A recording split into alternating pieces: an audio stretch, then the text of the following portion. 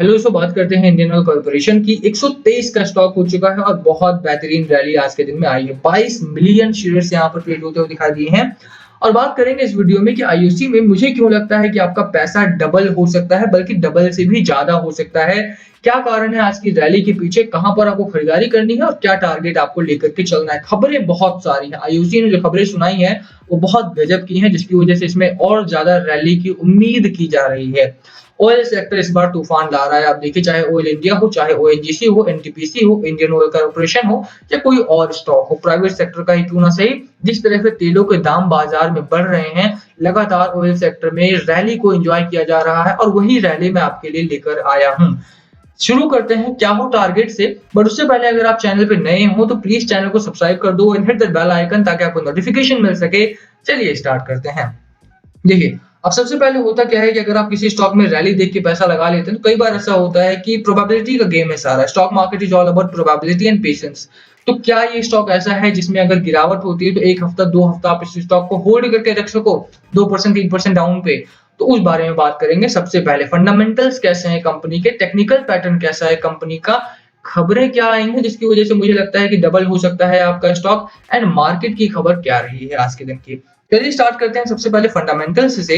But आप देखिए कि जिस तरह से तेलों के बाजार में दाम बढ़ रहे हैं वो बहुत अच्छी बात है, और इसी वजह से मुझे लगता है कि आईओसी जो कि अभी भी अंडर वैल्यूड स्टॉक है, डिस्काउंटेड स्टॉक है, वहां पे आपको पैसा लगाना चाहिए। जब स्टॉक्स आपके 2 गुना 3 गुना 4 गुना दाम पे बिक रहे हैं, अडानी ग्रुप ग्रीन जैसे स्टॉक जैसे हैं वो अभी 8 गुना 10 गुना पे बिक रहे हैं बुक वैल्यू से, वहीं पर आईओसी जैसा स्टॉक जो आपको 1:1 की वैल्यू पर मिल रहा है आपको छोड़ना नहीं चाहिए। ठीक है, सबसे पहले फाइनेंशियल्स की बात करें तो दिसंबर 2018 में 1,41,000 करोड़ का रेवेन्यू जनरेट कर रही कंपनी जून 2021 में 1,57,000 करोड़ का रेवेन्यू जनरेट करती है।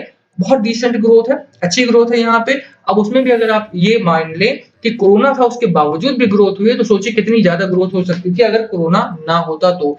लेबर इंटेंसिव इंडस्ट्री तो है ही, कैपिटल इंटेंसिव इंडस्ट्री भी है, और अगर लेबर से नहीं रहेंगे तो प्रॉब्लम हो जाती है। यही कारण है कि जो ग्रोथ है वो थोड़ी कम दिखाई देती है, बट ग्रोथ है यहाँ पे। ये आपको ध्यान रखना है कि कंपनी ने बहुत अच्छा ग्रोथ किया है। एनुअल रिजल्ट्स की भी अगर आप बात करते हैं तो मार्च 2011 में 4,12,000 करोड़ का रेवेन्यू जनरेट कर रही कंपनी मार्च 2021 में 347 का रेवेन्यू जनरेट करके देती है, 367 का सॉरी। एंड उससे पहले अगर आप देखें तो 486 तक पहुंची थी, 530 तक भी इसने लगाया है।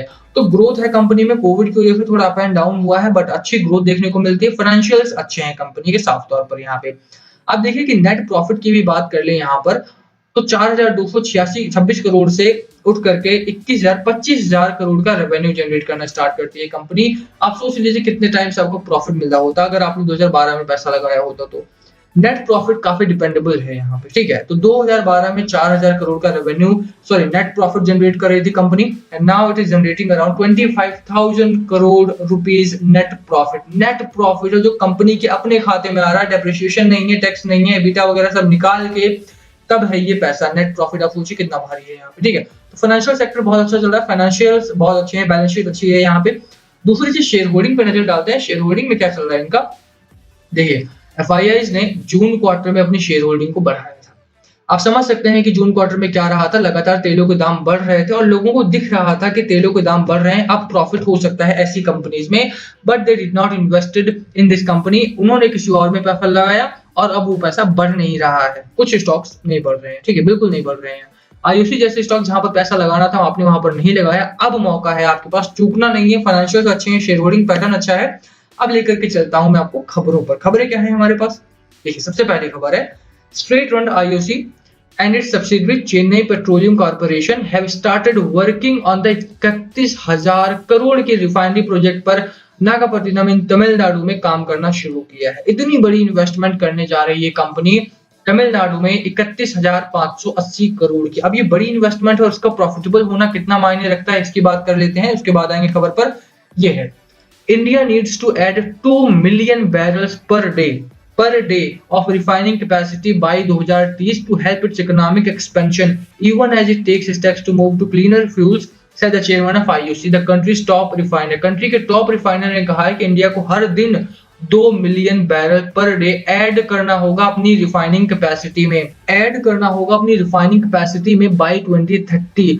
चाइना में इस समय पर पावर क्रंच चल रहा है। आप देखिए जाकर के उस खबर को पढ़िए पूरी तरह से। जापान टाइम्स पर वो खबर मिल जाएगी आपको कि चाइना इस समय पर एवरग्रांड के क्राइसिस के बाद पावर क्रंच से गुजर रहा है। पावर स्कैम कह लीजिए आप, वहां पे पावर क्रंच कह लीजिए, पावर क्राइसिस कह लीजिए। चाइना के पास बिजली नहीं है। गैस के प्राइसेस बहुत तेजी से बढ़े हैं, तेलों के प्राइसेस बहुत तेजी से बढ़े हैं, कोयले के प्राइसेस बहुत तेजी से बढ़े हैं। और इस समय पर चाइना में बीजिंग से वार्निंग आ गई है कि आप अगर इतना ज्यादा इलेक्ट्रिसिटी यूसेज करोगे तो एक दिन जल्दी ही ब्लैकआउट होने के चांसेस बन जाएंगे। जो छोटे गांव हैं वहां पर बिजली अब कटना स्टार्ट हो गई। 24 आवर्स की जो सप्लाई इंडिया में वादा की जा रही थी अब वहां भी नहीं आ रही है क्योंकि पावर क्रंच है। चाइना इस समय पर बहुत मुश्किलों से गुजर रहा है और Asia's largest economy is in the crisis of its life. ठीक है, तो वो थोड़ी प्रॉब्लम हो सकती है और अगर हमने 2030 तक ध्यान नहीं दिया तो हमारे यहाँ भी वही सिचुएशन आएगी। यही कारण है कि आईओसी के चेयरमैन ने 2 million barrel per day add करने का वादा किया है या फिर सुझाव दिया है, यहाँ पे आप मान सकते हैं। अब अगर इतनी जरूरत है तो पूरा कौन कर रहा है? पूरा भी आईओसी ही कर रही है विद दिस न्यूज। आप देखिए 31,580 करोड़ की रिफाइनरी यहाँ पे नागापट्टिनम में लगाई जा रही, तमिलनाडु में। दोनों ही कंपनी सीपीसीएल जो कि सब्सिडरी है आईओसी की ही, दोनों ने मिलकर ये इन्वेस्टमेंट करने का फैसला लिया है। आगे बढ़िए, while both the companies will hold 25% each in the proposed 9 million ton per annum refinery, 9 million ton per annum की रिफाइनरी है ये। The remaining 50% will be held by strategic और financial partner for which talks are already on। तो ये चीजें SBI caps करवाने वाला है। SBI is being engaged to assist in the identification of seed investor and also investing in equity और quasi equity to the extent of 5,000 crore and also for arranging debt to the tune of rupees 20,000 crore. तो IOC का कहना है वो सही है कि यहाँ पे 2 बिलियन के आसपास का 2 million barrels per day sorry आपको ऐड करना पड़ेगा daily and they are adding 9 million tonnes per annum with this investment, जो कि जरूरत भी है और इस समय की मांग भी है। आप देखिए यहाँ पे अगर आईओसी इस तरह का बड़ी इन्वेस्टमेंट कर रही है तो साफ तौर पर कंपनी के डबल होने के चांसेस कितने ज्यादा बढ़ जाते हैं। छोटी मोटी कंपनी चाहे अगर वो प्राइवेट है तो वहां पे अच्छी रैली आ रही है। रीजन बीइंग कि पीएसयूज पर लोग भरोसा नहीं कर रहे जहां पर पैसा बन रहा है। अगर लेटेस्ट इंटरव्यू देखा होगा आपने राकेश झुंझुनवाला साहब का, तो उन्होंने कहा था कि next multibagger probably from the PSU sector. आपको पीएसयू सेक्टर पर थोड़ा सा भरोसा करना चाहिए। अगर उसके फंडामेंटल्स टेक्निकल्स खबरें पॉजिटिव हैं तो क्या क्या जाता है, अगर सब कुछ पॉजिटिव है तो आप क्यों डर रहे हो उस स्टॉक से, है ना। तो वो चीजें साफ होनी चाहिए। फंडामेंटल्स अच्छे हैं, मैंने बात कर ली। खबरें बहुत पॉजिटिव हैं, बात कर ली हमने। थोड़ा सा आप देखिए बुक वैल्यू कितनी है। बुक वैल्यू 119 की है। 20% का आरओई दे रहा है ये। रिटर्न ऑन इक्विटी जो है वो 20% का है। साथ में ही अगर आरओसी देखें, रिटर्न ऑन कैपिटल एम्प्लॉयड, तो वो 14-15% के आसपास का बेहतरीन यहाँ पर है। डिविडेंड भी देती है कंपनी, और क्या चाहिए यार आपको, है ना।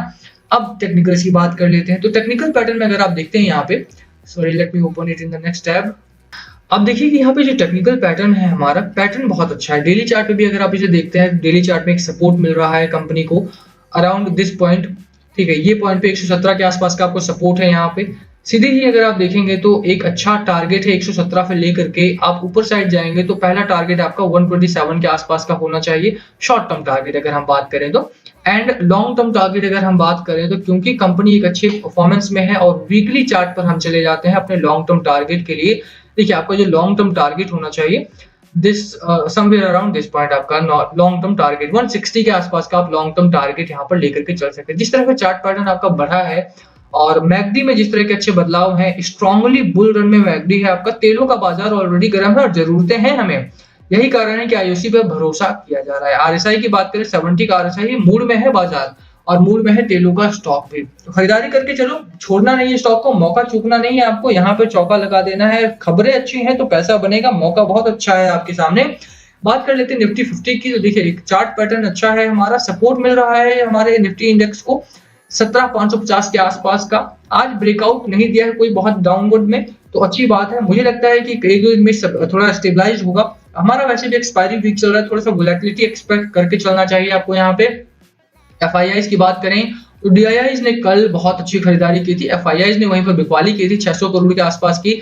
मार्केट जिस तरह मूड में है, मुझे लगता है आज भी बिकवाली ही हुई है, कोई दो राय नहीं है। सेंसेक्स में भी भारी, तो बहुत सारे पॉइंट्स है जो लगाते हैं कि मार्केट तो थोड़ा डाउनवर्ड जा रहा है, बट इस समय पर क्योंकि खबरें अच्छी हैं तो आपको यहाँ पर बाइंग करके पैसा बनाना चाहिए। आज तेलों के स्टॉक्स में तेजी आई है, कल भी आएगी और अगले हफ्ते भी आएगी, अगले महीने भी आएगी। जिस तरह से पावर क्रंच चाइना में हुआ है, हम यहाँ पे बेनिफिशियल हो सकते हैं। तो उसका फायदा उठाइए। बाकी लास्ट कॉल आपका होना चाहिए। ऑब्वियसली बाय करना है, सेल करना है या होल्ड करना है, क्या है आपकी स्ट्रैटेजी, प्लीज कमेंट करके शेयर करना। वीडियो यहीं खत्म करते हैं। पसंद आए तो लाइक करना, चैनल पे नए हो तो सब्सक्राइब किए बिना मत जाना। Thank you for watching and yes please comment below अगर कुछ पूछना हो तो। Thank you.